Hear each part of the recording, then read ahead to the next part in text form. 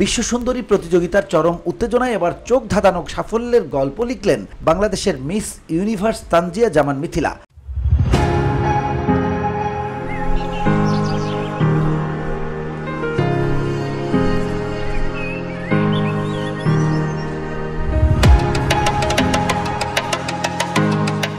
শক্তিশালী প্রতিদ্বন্দ্বীদের পেছনে ফেলে অভিষেকের মঞ্চেই টপ 30-তে জায়গা করে নেয়া এই অর্জন শুধু মিথিলার ব্যক্তিগত পরিশ্রমের ফলের পাশাপাশি বাংলাদেশের সৌন্দর্য, আত্মবিশ্বাস ও আন্তর্জাতিক মঞ্চে নতুন সম্ভাবনার উজ্জ্বল বার্তা বহন করছে। বাংলাদেশি দর্শকরা মিথিলার এই সাফল্যে গর্বিত। সামাজিক যোগাযোগ মাধ্যমে একের পর এক শুভেচ্ছা ও অভিনন্দনের বন্যা বইছে, যা প্রমাণ করে দেশের মানুষের জন্য এই অর্জন কতটা বড় অনুপ্রেরণা।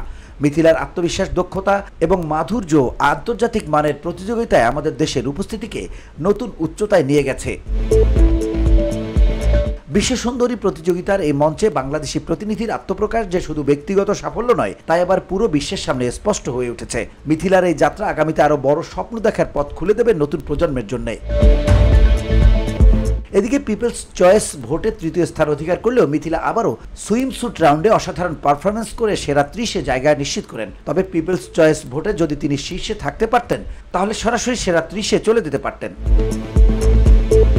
এছাড়া ন্যাশনাল কস্টিউম ও গাউন রাউন্ডে তার উপস্থিতি দর্শকদের মন জয় করলেও সবচেয়ে বেশি প্রশংসা পেয়েছিলেন মিস ভেনেজুয়েলার অপ্রীতিকর আচরণকে গ্রেসফুলি সামলানোর ক্ষমতার জন্য। তানজিয়া জামান মিথিলা চলতি বছরের সেপ্টেম্বরে মিস ইউনিভার্স বাংলাদেশ 2025 খেতাব জিতেছেন। এছাড়া 2020 সালে একই খেতাব অর্জন করেছিলেন, কিন্তু করোনার কারণে আন্তর্জাতিক পর্বে অংশ নিতে পারেননি। তবে এবার পুনরায় স্বপ্নের বিশ্বমঞ্চে ফিরে এসে সেরা 30-এ নিজের অবস্থান করে তিনি নতুন ইতিহাস গড়লেন।